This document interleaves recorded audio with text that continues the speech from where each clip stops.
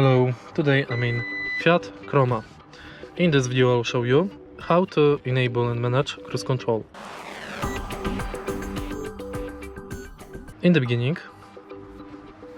take a look at the left side behind the steering wheel. Right here we've got this knob.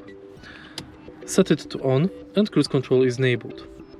Now accelerate to desired speed and pull the whole lever downwards to start cruise control.